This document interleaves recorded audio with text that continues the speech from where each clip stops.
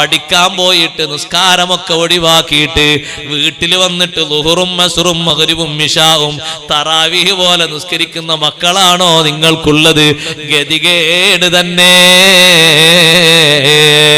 പണം ഇത്തിരി കൂടുതലാണ്.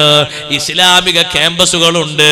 ഒരു നിസ്കാരവും ഖളാ ആകാതെ മാന്യതയോടെ പഠിപ്പിക്കുന്ന ഒരുപാട് ഉപ്പമാരുണ്ട്.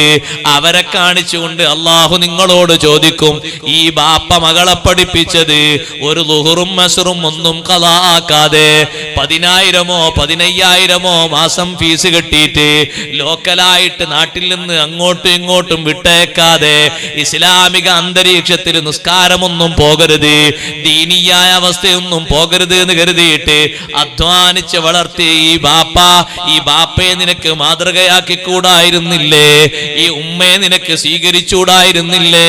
അള്ളാഹുവിന്റെ ചോദ്യം വരുമ്പോ നമ്മളെ ദുനിയാവിന്റെ ഭംഗി കൊണ്ടും സൗന്ദര്യം കൊണ്ടും എങ്ങനെ രക്ഷപ്പെടാനെന്നാണ് നമ്മൾ നോക്കുക. രക്ഷപ്പെടാനൊക്കൂല.